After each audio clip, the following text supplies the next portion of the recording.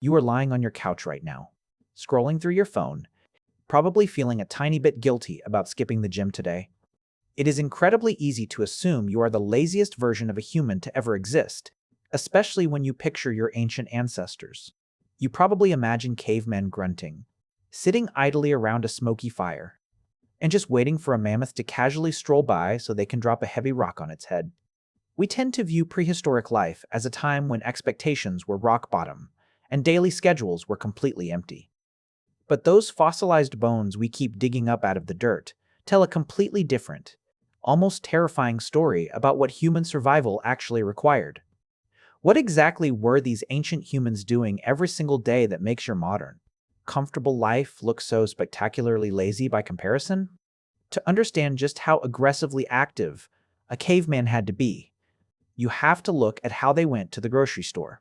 There was no hiding in the bushes, waiting for food to walk past, and they certainly did not have the technology to snipe a gazelle from 100 yards away.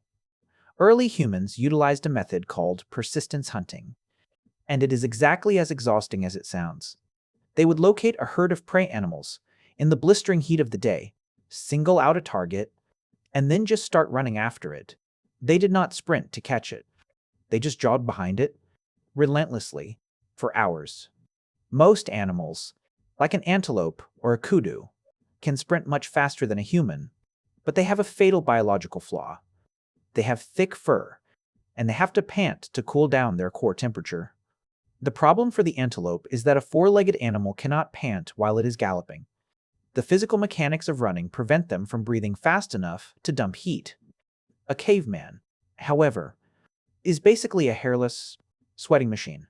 By choosing to hunt during the hottest part of the day, these ancient humans were forcing the animal into a brutal biological timer. The animal would sprint away, overheat, stop in the shade to pant, and then look back in sheer panic to see a small group of upright apes jogging slowly over the horizon.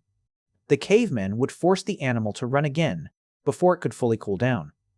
They kept this up for 10, 15, or even 20 miles across rough terrain until the animal literally collapsed from heat exhaustion. Your ancestors did not outrun their food. They outstubborned it. They essentially ran a full marathon in the brutal desert heat just to secure lunch. There was no giving up, because if they chased an animal for 15 miles and failed to catch it, they were now stranded in the wilderness with a massive calorie deficit and severe dehydration. That kind of relentless cardiovascular output actually reshaped our biology. The human foot, the spring-like Achilles tendon, our ability to rotate our torsos independently of our hips, and our massive glute muscles evolved specifically for this nightmare commute. We are built to endure, and cavemen pushed that endurance to the absolute limit every single time they felt hungry. But the extreme physical exertion did not stop when the running ended. If you look at the skeletal remains of Neanderthals, you start to see a very strange pattern in their upper bodies. Their arm bones are wildly asymmetrical. For decades, scientists looked at the immense bone density and thick muscle scarring on the right arms of Neanderthal skeletons and naturally assumed they were legendary warriors. The romantic scientific theory was that they got these massive, lopsided arms from engaging in epic, close quarters combat with Ice Age beasts, repeatedly thrusting heavy wooden spears into the sides of angry mammoths. It painted a picture of glorious, action-packed lives filled with daily heroism. But the reality of those massive right arms is actually much funnier and infinitely more tedious.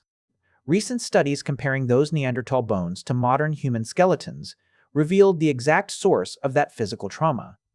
They were not fighting monsters. They were scraping animal hides to turn a raw, stiff animal skin into a piece of soft clothing that would keep you from freezing to death during an ice age. A caveman had to scrape the fat and tissue off the leather using a piece of sharp stone. They had to peg the heavy hide to the ground, hunch over it, and scrape for hours, and hours, and hours on end, applying massive downward force with one arm. It was the ancient equivalent of doing heavy, single-arm rows for 8 hours a day just to make a shirt. The sheer volume of repetitive manual labor required just to not die of hypothermia was so extreme that it literally altered the shape of their skeletons. The muscles grew so impossibly large that they pulled the bones themselves into curved, hardened, asymmetrical shapes. Your ancestors did not get jacked from living in an action movie. They got jacked doing the prehistoric equivalent of laundry. You might complain about folding clothes, but imagine having to permanently alter your bone structure just to own a winter coat.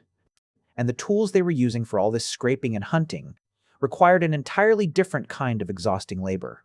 When we think of a caveman making a tool, we usually picture a guy just randomly banging two rocks together until one looks slightly pointy.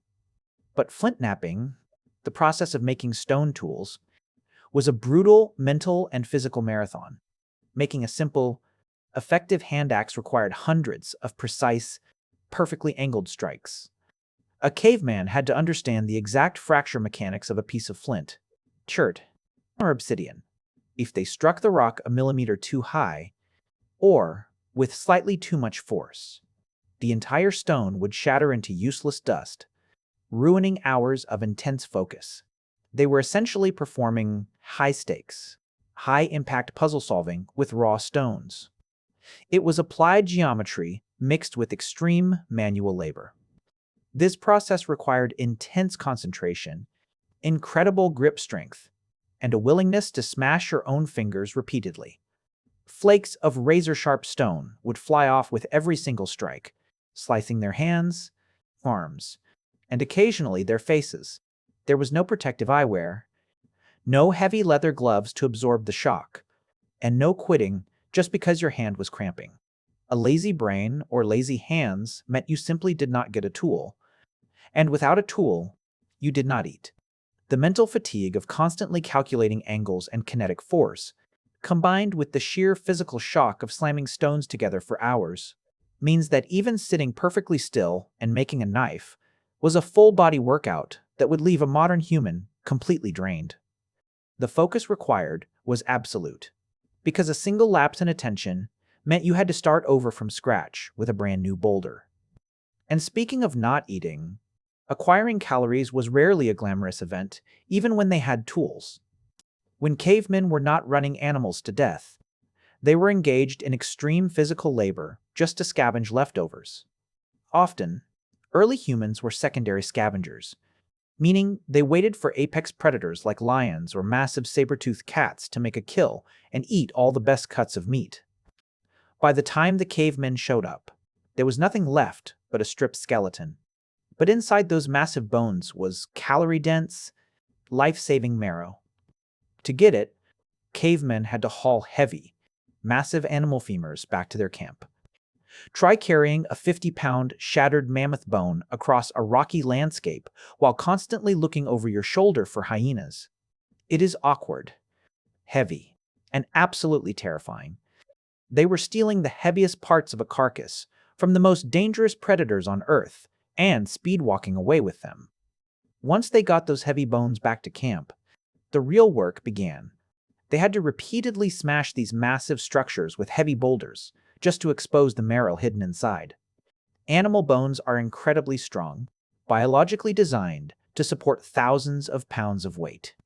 Breaking them open required lifting heavy stones above their heads and slamming them down over and over again until the bone finally splintered. They were expending massive amounts of calories just for the privilege of consuming a few hundred calories. In the modern world, eating is something we do to relax after a long day. For a caveman, eating was a heavy-lifting strongman event. The idea of a passive meal simply did not exist. Every bite of food they took had to be paid for in advance with extreme physical exertion. Everything they needed to survive weighed a ton and required constant physical manipulation. And when the local resources dried up, or the climate shifted, they could not just hunker down and wait for things to improve. They had to move. This brings us to the ultimate anti-lazy flex of the ancient world. Cavemen had no beasts of burden. They had no horses to ride, no oxen to pull a cart, and absolutely no wheels. When it was time to relocate, every single thing they owned had to go on their backs. They carried heavy, uncured animal skins, massive bones used for tent structures, tightly wrapped bundles of rocks for tool making, and whatever scraps of food they had managed to gather. Add to that the weight of small children who could not keep up with a forced march across a frozen tundra or a scorching savanna. We complain today about having to make more than one trip to bring the groceries in from the car. A caveman packing up camp was essentially becoming a human freight train.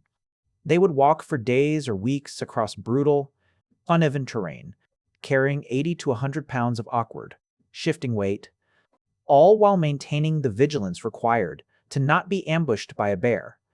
They were doing all of this without modern footwear, usually just walking barefoot or in thin leather wraps across jagged rocks and freezing snow. There was no weekend. There was no time off. There was no concept of taking a day just to rest your joints, because a day spent resting was a day you were actively moving closer to starvation. The daily reality of a caveman was a continuous, unbroken cycle of extreme cardiovascular output, heavy lifting, and intense, exhausting mental focus. Nature was a relentless manager that fired you by killing you if you decided to take a break. You either woke up and performed at an elite physical level, or you became part of the fossil record. There was no safety net, no backup plan, and absolutely zero room for the kind of procrastination we consider totally normal today. When we look back at human history, it is incredibly easy to romanticize the simple life of our ancient ancestors. We imagine a time free from emails, free from traffic, and free from the constant mental clutter of the modern world. We picture them sitting in caves, watching the rain, and living in perfect harmony with a slow-paced natural world. But the truth written into the very bones they left behind proves there was absolutely nothing simple or slow about it. Every single calorie they burned was a grueling, painful down payment on human survival. Their lives were an endless gauntlet of physical exertion that would break a modern professional athlete in a matter of days. So the next time you are sitting on that couch, feeling a little guilty about doing absolutely nothing, you do not need to feel bad. The modern luxury of being completely, unapologetically lazy is not a failure of your biology. It is the exact prize your ancestors were working themselves to the bone to achieve.